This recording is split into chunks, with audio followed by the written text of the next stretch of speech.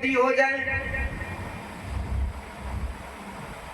सभी तरह से हम सुरक्षित और व्यवस्थित हो जाए। संत महात्मा लोग कहते हैं नहीं, आप अपने इस मनुष्य शरीर को सुरक्षित कीजिए ताकि यह अन्य जोनी में नहीं जाए। यदि यह मनुष्य शरीर आप सुरक्षित करने में सक्षम नहीं,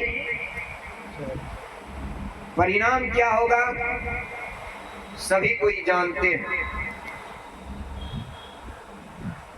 न कथा कहने वाले की कमी है, न कथा सुनने वाले की कमी है।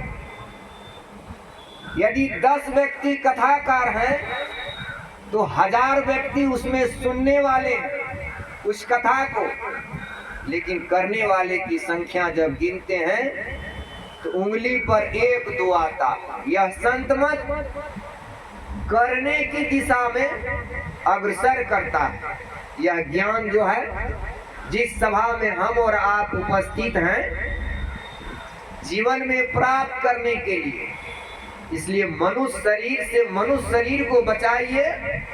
मनुष्य शरीर की सबसे बड़ी उपलब्धि है। यदि यह शरीर हाथ से चला गया, देख रहे हैं अन्य जोनी में कितनी परेशानी हो रही है। यदि सूक्ष्म भक्ति से अपने आप को नहीं जोड़ेंगे, यह मनुष्य शरीर को बचाना बड़ा मुश्किल हो जाएगा। सहजोबाई कहती है, रहे वासना धर्म मझारा, जन्मे नाग हुए पुनिकारा।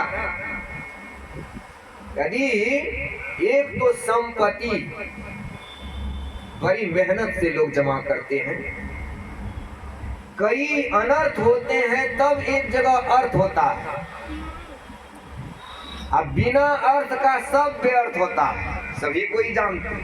कई अनर्थ के बाद कहीं अर्थ होता है, अब बिना अर्थ का सब व्यर्थ होता है, सभी कोई जानते हैं। जिस संपत्ति को कमाने में शारीरिक और मानसिक बल लगा देते हैं, वह संपत्ति लोगों को खर्च करने में कितना कष्ट होता है जो कमाते हैं वे समझते हैं।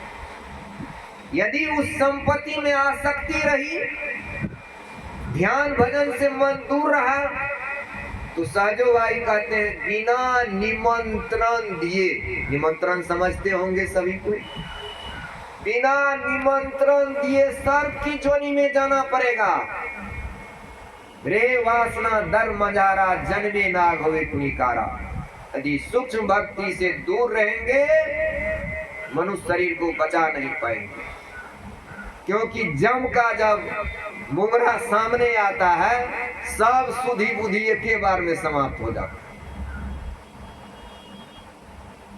मरने की स्थिति में जाकर के भेंट करें उनसे। मैंने कई लोगों को देखा, किसी के शरीर में कंपन हो रहा है तो कोई याद कर रहा है दूसरे को, किधर गया। जो दीक्षा लेते हैं वे जानते हैं, उनको जनाया जाता है सत्संग के द्वारा, अभ्यास के द्वारा। वे महसूस करते हैं अपनी दोनों दृष्टि की धारों को एक करके शरीर छोड़े।